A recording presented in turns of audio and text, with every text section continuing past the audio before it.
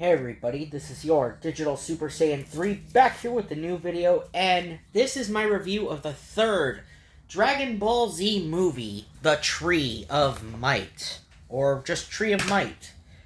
You don't have to put the word "the" on it. So yeah, Tree of Might.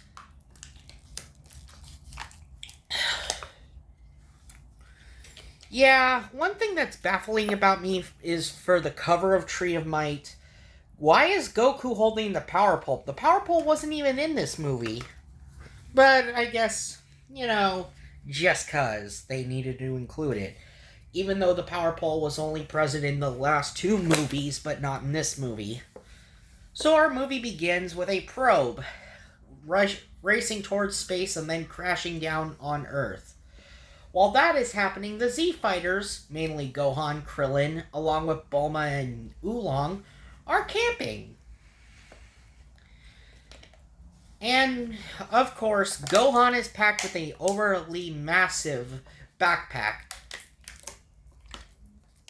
Thanks in part to Chi-Chi having to pack Gohan's belongings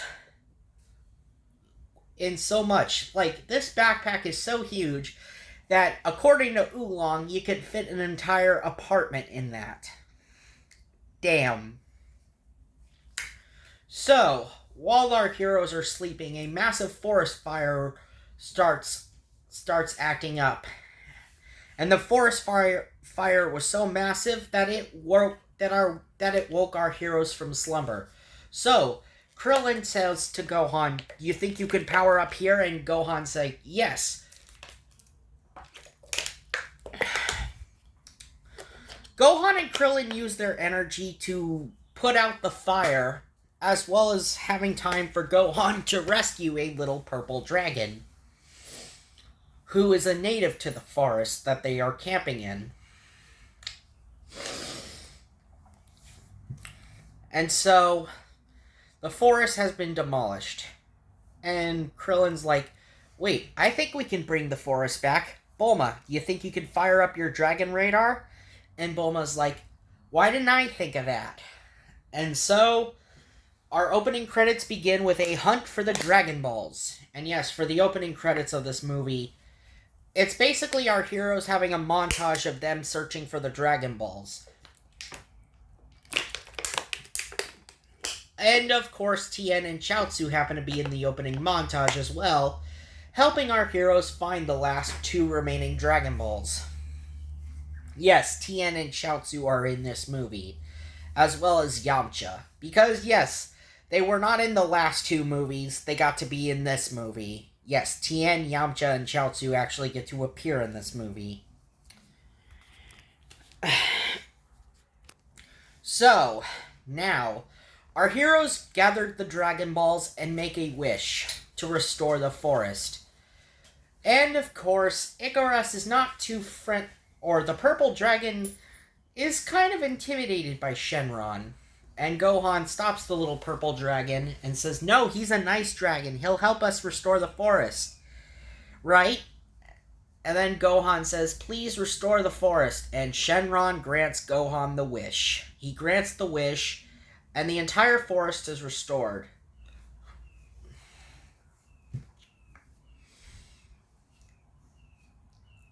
We then cut up to the probe that crash landed as the probe begins scouting the Earth and its inhabitants. And it sends a signal to a spaceship nearby, where we then meet our villain, Turles, and his minions, who mentions Kakarot has failed to destroy this planet. Because, yeah, Goku originally was sent to Earth to destroy it, but then hit his head and forgot about it all. Oh, yes, and the thing about Turles is, he looks exactly like Goku. Just to let you know, except his skin is except he has a gray gargoyle-ish like skin. Or he's got a much grayer skin tone than Goku does. And he wears Saiyan armor that's black and gray. Yeah. So we cut back to Goku. So then we cut back to the Paozu Mountains where Goku and Gohan are bathing in a barrel, just like Goku did in the last movie. And Goku and Gohan are having a contest to see who would hold their breath. Until Icarus sneaks up on Chi-Chi. Yes, the little purple dragon that Gohan had saved. He decided to name the dragon Icarus. So Icarus sneaks up on Chi-Chi, and Chi-Chi's like, ah! And then of course Chi-Chi is having to lecture Gohan. And then says to Goku, "This is the reason why you and your friends are the reason why Gohan does these things, Goku." And Chi-Chi tells Gohan to take Icarus home. But Goku has an idea. So he tells Gohan to follow him, and they find this cave, where Goku puts a lot of fruit and stuff for Icarus to eat. Lots of water and food for Icarus to have. And Goku said having a pet does build character. Soon we see Then of course we cut to Yamcha flying in his new hover car, or his new slick ride that he bought to impress Bulma. And co-piloting it is his beloved animal companion Puar. Yes, his transforming cat. If you've seen the original Dragon Ball, you know what I mean. Anyway, Yamcha says that this will help patch things up between him and Bulma, with him being able to take Bulma for a ride in his car. Of course, Turles' men arrive on Earth, and they begin planting a seed. And of course, they cause a massive explosion that also destroys Yamcha's ride. But not killing Yamcha or Puar. Instead, Yamcha and Puar do survive. And they manage to make it to Goku's house. And Chi-Chi is serving everyone tea in these mugs, and she's like, "It's a shame about your car, Yamcha." And Yamcha's like, "Yeah," and Bulma's like, "You were really trying to use that car to try to impress all the girls, weren't you?" And Yamcha's trying to defend himself, saying it's not like that. And then Chi-Chi says Gohan sees Icarus and tells Gohan, "You have homework to do." Oh yes, and did I forget to mention the scene with Gohan playing with Icarus after Turles' men arrive? I forgot to mention he was playing and washing Icarus, and then had to come in for lunch. Okay, enough of the cutesy talk. King Kai begins sensing something wrong as the seed that Turles' men plant begins to grow and expand as it's beginning to absorb the energy and nutrients of the earth. To call it the Tree of Might, also known as the Tree of Death, and it should not be allowed to bear fruit because it requires so much energy and nutrients from the earth in order for the tree to bear fruit. So King Kai tells Goku about it. And Goku's like, "Alright, King Kai, come on guys, we need to put a stop to this." So Goku, along with Krillin, Yamcha, Tien, and Chaozu, head off to where the Tree of Might is being grown. And they try a combination ki blast to destroy the tree right at its trunk. But it doesn't work. And then Goku and his friends fly up towards the top of the tree, where they see Turles' group Turles's men waiting for them, and the battle begins. It is on like Donkey Kong. The Z Fighters are not faring so well as they quickly get their asses handed to them.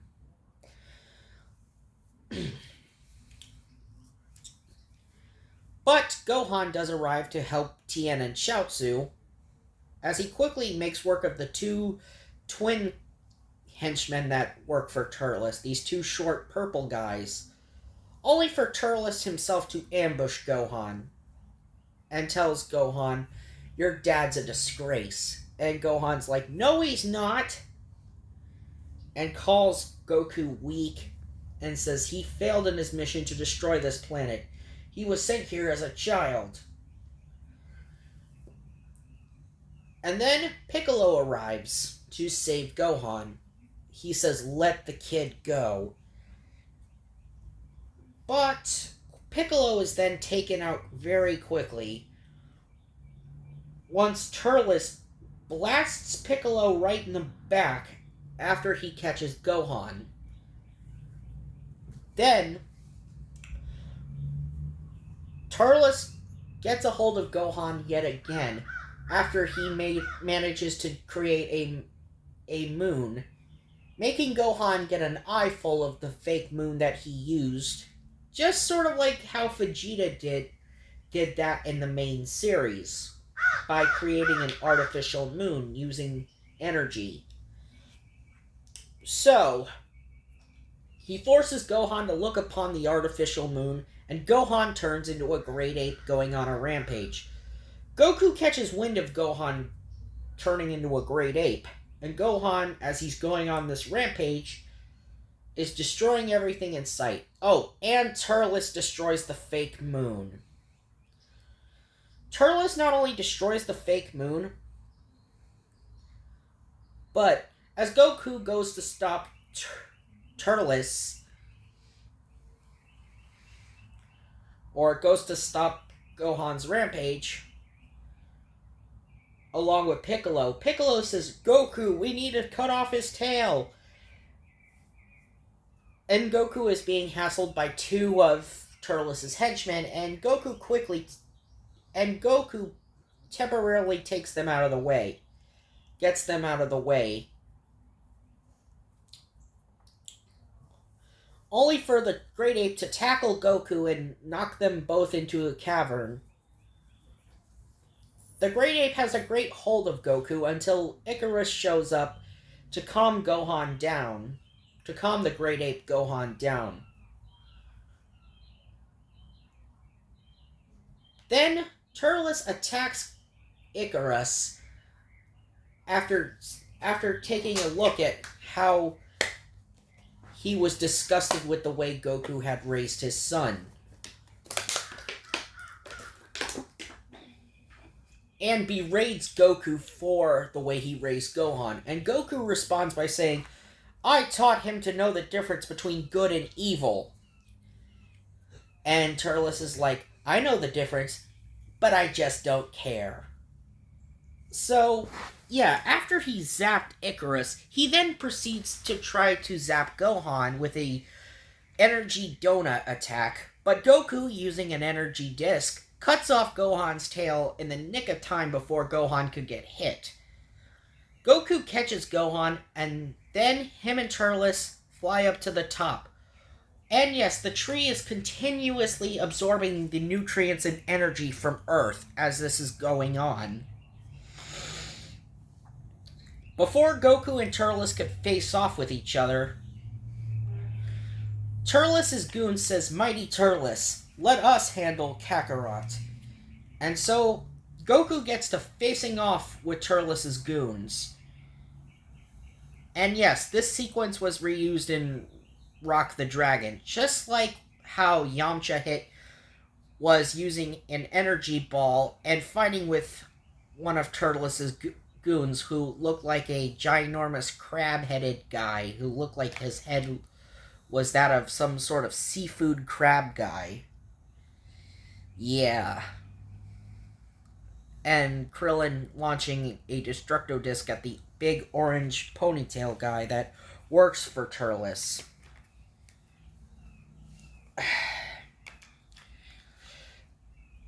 So, yeah, Goku effortlessly spanks these guys, and then he and Turles get down to facing off with each other. Goku chases Turles into the chamber where the fruit of the Tree of Might is being grown. And Turles eats a piece of fruit from the Tree of Might and gets stronger, and he quickly begins to demolish Goku. He pounds the holy poop out of Goku, and then continues to berate Goku some more. And then, of course, the Z fighters, Piccolo, Tien, Chaozu, Yamcha, Krillin, and Krillin begin to mount one final assault on Turles as they try to get their second win to launch one final assault on Turles. Turles quickly spanks them, and Goku attempts to hit Turles with a spirit bomb. After gathering what little energy he had from the Earth left. But Turles is like, no, and zaps the spirit bomb with a more massive and more powerful attack that goes through the spirit bomb like sandpaper. And Turles is not done, is he? He says, Turles pretty much almost won in this movie. Like, he's like probably the one Dragon Ball Z movie villain that's come the closest to winning. I mean, yes, technically there were a lot of other villains who technically have come closer to Turles, but still, I think in the first 3 movies, Turles definitely eclipses that of Garlic Jr. and Dr. Wheelo from the previous 2 films as a villain in terms of villainy accomplishments. So, Goku says, "What's this? It feels warm." So Goku himself eats a fruit from the Tree of Might. And reigniting his energy, Goku and Turles have one final confrontation. Goku throws one final spirit bomb, and Turles fires another massive ki blast to block the spirit bomb, but it's no good as the spirit bomb engulfs Turles, and it destroys not only him, but the entire tree itself. And then we get some exposition from King Kai telling us about how Goku just defeated Turles. Okay, King Kai, we just saw it for ourselves. Did we really need that exposition from you? And no disrespect to Sean Schemmel, who voices both Goku and King Kai, but did we really need this exposition by King Kai? So, Goku wakes up and he sees his friends gathered around him, and Gohan is naked and he sees Icarus. So, we cut back to the woods as things have returned to normal, and Goku and his friends have gathered around the campfire. And thus, that was Dragon Ball Z: The Tree of Might. Final thoughts? I thought it was an okay film.